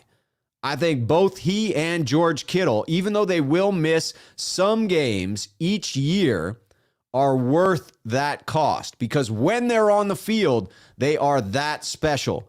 They're that much better than anyone else who is out there when healthy, when they're on the field with that physical playing style. All right, I am getting back into the comments before we end this on the last item that I brought in. Ellis 10, one of our sneakerheads, running out of water as well. That's always a good sign to end a stream. At Rob Schuh, as a Niner faithful, nobody compares to the jackknife Deebo. However, as a wide receiver, only Kupp is just on fire. Cooper Kupp is just on fire this season. As for this game, Ayuk needs to be Trey's guy if he's the quarterback. I do think that with a lot of attention going to George Kittle and Deebo Samuel, Brandon Ayuk has a chance to step up in this one, and we will really need it. William Bennett, sneakerhead, at Rob Schuh. The coach lied in a press conference, then had to come and tell the truth. He got exposed. Which coach are we talking about here? I may have missed an earlier comment that clued into who we are talking about, who did the lying. But yes, there is deception that does occur. I don't know if we are talking about, maybe we're talking about Bruce Arians and the injury. I see other comments coming in talking about Bruce Arians. That would be interesting. Yes, agreed. It could be that Antonio Brown is not fully to blame for the sideline fiasco. I still do think it is strange what occurred, and I think it probably will prevent him from being signed by a team this year. Ellis 10, if the 49ers can limit Kupp and if they keep running the ball with Mitchell and company, they will be looking really good on Sunday. Totally agree that my sanity, this game rides on frickin' the run game. Absolutely on the run game. You got to get it going. It is this team's identity. Everything builds off of that. Anthony asking, at Rob Schuh, can you recommend a 49ers friendly bar in Portland? I mean, sadly, Anthony, I cannot. There used to be one that I was aware of that was a little further out of Portland proper.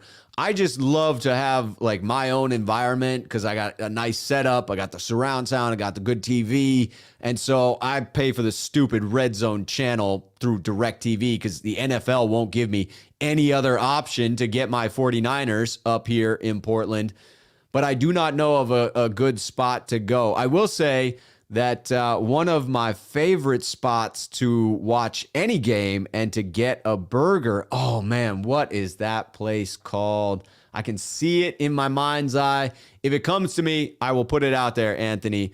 but I don't have a firm spot for you. I mean, my house is the best place to watch the Niners game. I am confident in saying that.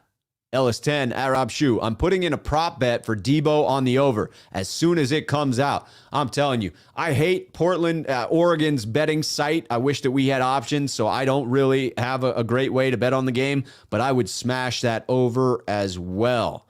The state of Oregon just has a weird lottery system, and everything is forced to go through the state. Very strange. Bat Dad coming in. What's up, Bat Dad? At Rob Schuh. Hey, Rob, am I the only one that finds Kyle to be a baby at pressers? I said so on Twitter and was surprised by the pushback. No, you're not. I sometimes give him credit for his levels of transparency, and other times I'm quite upset at the attitude that he puts out there. I do think that he can at times come across a bit entitled, a bit immature, and that's not what I'm looking for from my head coach. I think he has room to grow there, so I'm with you on that. Luke Walsh doing a service. Hit or smash the like button. If you're on IR or PUP, merely press or click the like button. Depending upon your finger strength, smash it or simply lightly click that like button. I appreciate it. Last Second Sports coming in. What's up, Jesse? Good to see you. As long as you pay Deebo prior to the other wide receivers, it's a huge win. Let him reset the market, and the other wide receivers can get bigger contracts, making Deebo's even more worth it. I'm with you on this, Jesse.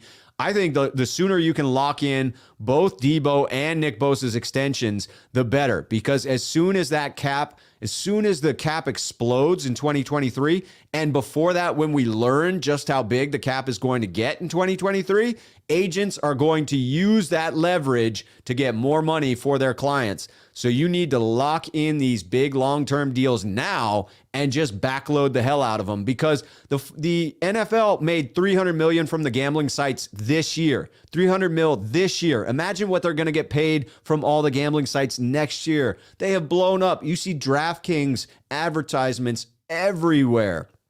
Absolutely everywhere.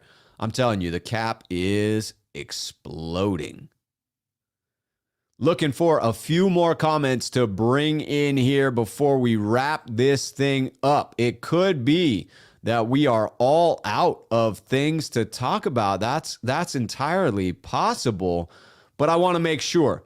That I got to everybody's comments here, making sure that I get everybody in. All right, I am going to my last topic here. We got a couple of at Robs. Here we go. Sal. At Rob, do you think we see a three-headed monster this week? Mitchell, Wilson Jr., and Deebo. I would add to that Lance. I think even if Jimmy starts, you see all four in this one as the 49ers attempt to get that run game going, attempt to dominate on the ground. No better way to rest up the defense than to get your run game churning. Antonio, at Rob, the defense needs to blitz a little more and make Stafford uncomfortable. Double up Kupp and hit him hard. I love that strategy. Love bracket coverage on Kupp. Love doubling him. Absolutely need to get home on Stafford. He is prone to throwing picks as is. If you get him under duress, he is even more prone to that. So yes, I would say blitz him. Occasionally. Don't allow him to beat you. Don't make him obvious, but well-timed blitzes to get home. I'd like to get home with the front four, and I think we can. I think this Rams offensive line is not all that tight. Zombieland saying, meet up at Rob's house for the game. It could get uncomfortably tight pretty quickly, depending on how many 49ers fans are here in Portland. All right, I'm getting to my last topic. I'll come back in one last time to hit your comments. So if you got anything that you want to see, hit the screen. Hit me with the at Rob Schuh in the comments now. This is the Dr. Jekyll and Mr. Hyde section of the quarterback situation. The pros and cons. And I'm interested to hear your take. What are the pros and cons of starting Jimmy? And what are the pros and cons of starting Lance? Because there are pros and cons to each one of those. It's not as if you start one and you're instantaneously winning, You start the other and it's an immediate loss. No, I mean, each one of them comes with a reason we're considering starting them. And for Jimmy, to me, it's simple. It is quick release, his ability to execute the entirety of the playbook, his veteran status, which means he has seen more defensive fronts across the league, and his ability to get the 49ers lined up in ideal scenarios pre-snap, which helps the run game, helps set up those runs into the teeth of the defense, knowing when to attack, when to kill a play, and alternate to the run option while at the line. Not saying that Trey can't do those things, but I think we can all agree Jimmy has more experience doing all. But he's also not 100%, and that's certainly a con. He's also an inconsistent quarterback. That's another con. He's a quarterback where if he has significant pressure in his face, he tends to struggle, as in fairness, as do most quarterbacks with pressure directly in their face. You could see wanting a fully healthy quarterback out there, not somebody who's an unknown quantity in that regard. But it seems Coach Shanahan sees Jimmy as the more consistent one. He sees Jimmy as the more known quantity.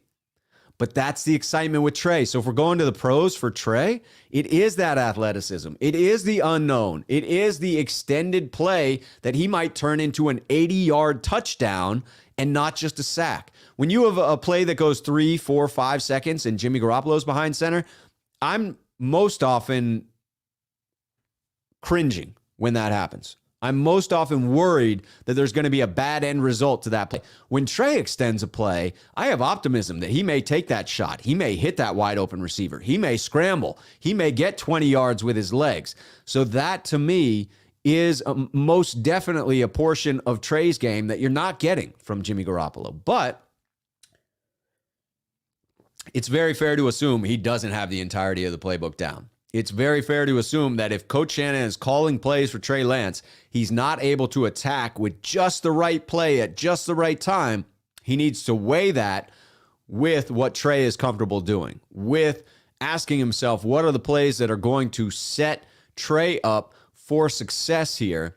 And I'm not saying that you can't win doing that, but I think Shanahan's preference is to attack specifically, to smell out that weakness in the Rams defense and pounce all over it. But as we explore this Jekyll and Hyde side to it, and I do want to hear your thoughts on what are the pros and cons for each one of these. Now, keep it friendly, no shots, keep it friendly. I want to throw out there, this may be the real first time that we see some sort of a 2 QB system. It could be that with a less than 100% Jimmy and a rookie quarterback who hasn't been in this type of high-pressure situation, we may see a little bit of both. I would love it. I would freaking love it. Tommy Huxley coming in. What's up, Tommy? Can Lance exploit the scrubs in the middle? That is something we know Jimmy Garoppolo can do. That falls into his pros. Can the Rams muddle the middle? No.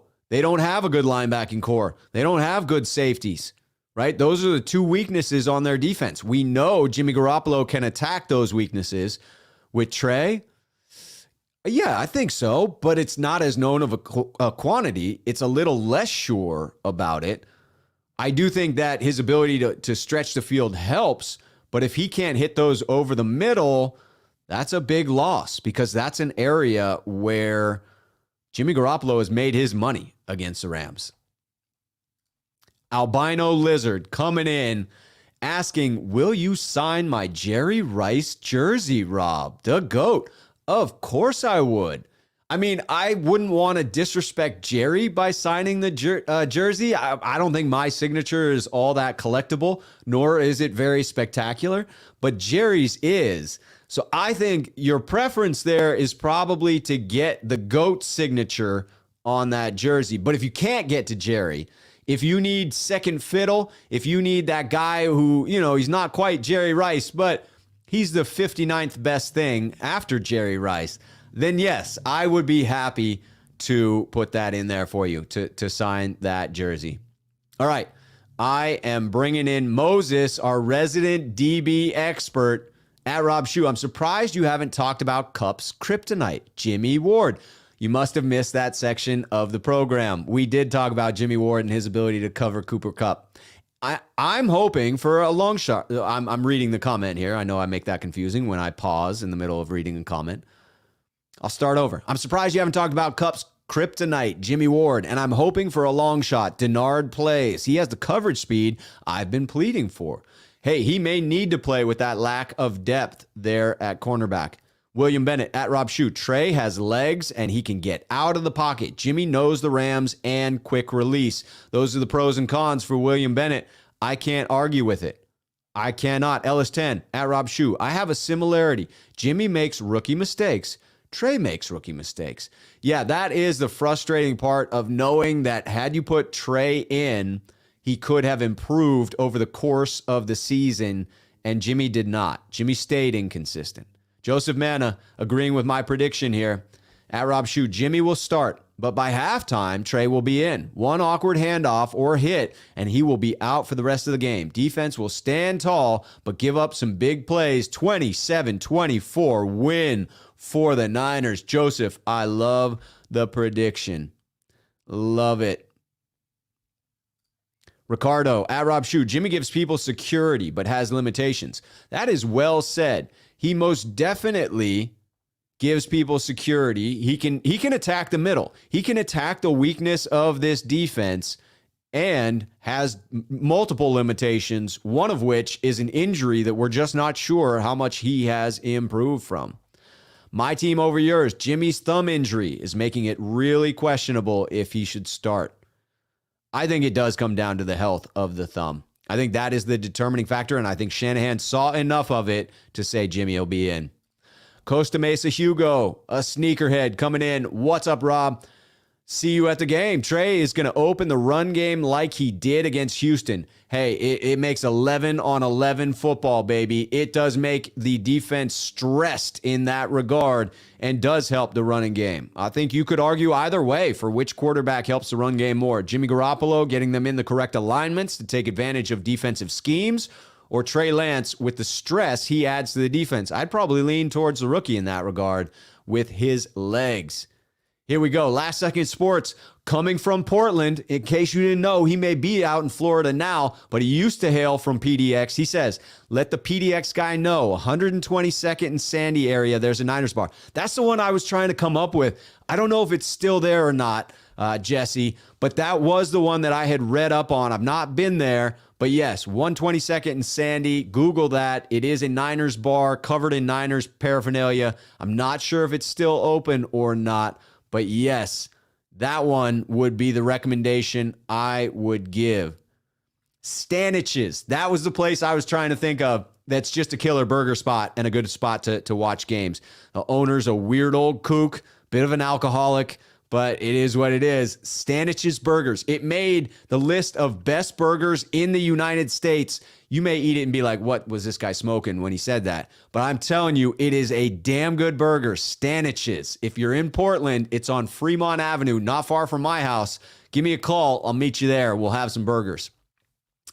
Jan coming in at Rob. Jimmy on third downs and Trey in the red zone. I'm telling you, a little blend. I know it's crazy and it's week 18 and the playoffs are on the line, so you can't do it. But man, would I love to see a 2-quarterback system like we had against the Raiders and watch it work.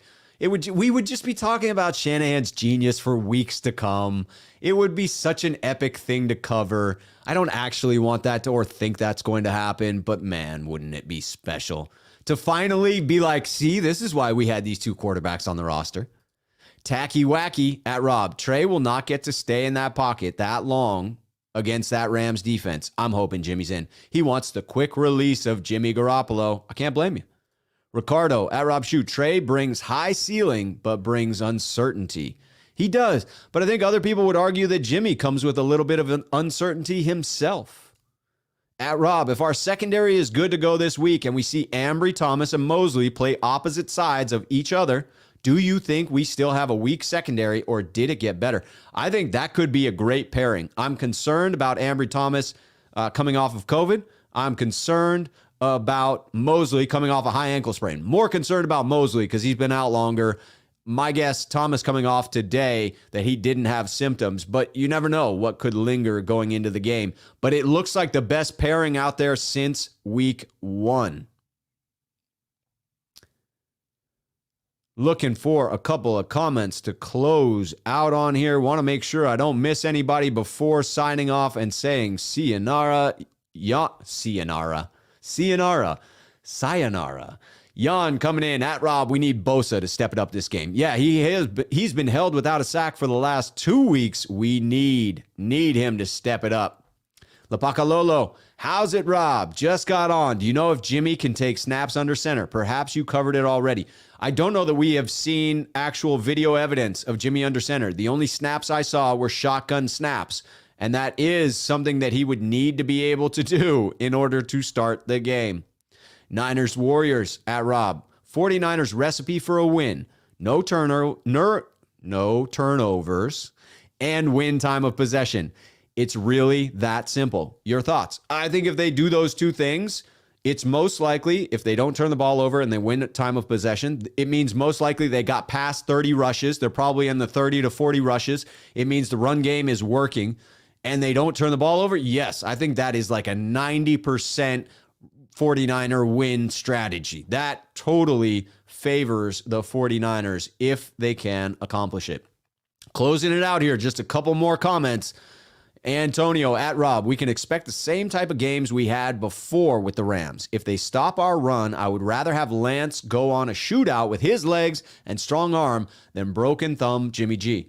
I cannot fault you for that. It's much more exciting to watch, and I think you can come back from bigger deficits when you have Trey out there. Ellis 10 at Rob Schuh, healthy Jimmy is better than healthy Trey, but is Jimmy really healthy? I think that's the question in who gives you the best chance to win. At Rob, can we coax somebody into making some 49er cast iron? Finex. I don't know Finex. I'd be down to get some. Hey, if you have a 49er cast iron pan, please let me know. Silverado Kev throwing the question out there. Question is, can that quick release last the whole game with that tear? And how quick is it with the tear to begin with? That's the question. And I think why I'm predicting Jimmy starts but doesn't finish. Thomas Luttrell at Rob Schuh. Lance has a big arm and is exciting. Not as mobile as I thought he was. Jimmy can dice up the middle, but he doesn't seem to know you're allowed to throw the damn ball away. Yeah, with the two quarterbacks, you almost want to take traits from each of them and make one perfect quarterback. That's the hope, that Lance grows into that he learns from Jimmy and that he carries that ability to cook the middle of the field forward. 49ers sack Francisco says, at Rob Schuh, after the Antonio Brown accusation, I doubt Jimmy plays injured unless Kyle gives 2 sacks, 2 Fs, maybe? I don't know. I mean, that's an interesting way in which to describe it. I don't know that the Antonio Brown injury situation relates to this one. I think there's a pretty good relationship between the front office and Jimmy, even though they've done him a little dirty this year. Eric Dane, if the 49ers win this game, do you think the other teams in the playoffs in the NFC should be afraid of them? Yes, they have a defense and a run game, and they will pack those with them when they travel in the playoffs. By the way, Sal Robles just came in as the newest Sneakerhead member. We gained another Sneakerhead, and we love it on this channel. We are approaching 50 Sneakerheads, another nice round number. We hit the 4K on the subscriber list. Just need to get a few more Sneakerheads to get that over 50, and I am here for it. All right, looking to get back to where I was. Don't want to miss any as I close out. Ziggy at Rob Schuh. Friendly reminder, Jimmy averages more air yards per completion than Rodgers or Mahomes. Yak argument is invalid. Look at advanced stats. That's an interesting one, Ziggy. I would be interested to see all of those right now. I don't remember them off the top of my head, but I do remember being surprised where Jimmy landed there on those advanced stats. Raphael quickly calling out that, yes, it's been a long stream, and you can always tell when I start fumbling my words that it needs to end. It's just got to end. Mook the Villain at Rob, do you think it's possible Kyle plays both Jimmy and Trey? Yes. That's part of my prediction. Jimmy starts, Trey plays. You heard it here. That is what I believe wholeheartedly. Samoga coming in at Schuh. Go Niners from Portugal. I think you're my first Portugal viewer that I'm aware of. Thank you very much for being in here. I appreciate you being part of the chat. Ricardo, at Rob Schuh. Again, refs are going to give us the game and send us to the playoffs. Man, I hope so. And 21-17, Falcons beating the Saints. That could be what sends us in. If we lose, we need the Saints to lose as well. Joseph Mena, sneakerhead, constantly contributing. I hope and think we will win, but let's not forget, we are all Falcons fans this weekend. Another Falcons reference. I'm telling you, we are against the Saints, and go Falcons at this point. Here we go, Moses, the DB expert. The game is going to come down to how good the DBs hold up. Thoughts? Maybe. I would say it's more dependent on our run game. If we get our run game going and we really control that time of possession, I'm not as worried about their ability to go over the top on us because we will eventually exhaust their defense. But I appreciate that thought, and it could come down to that. I definitely don't think you're out of the realm of possibility here. That is one of several very distinct possibilities.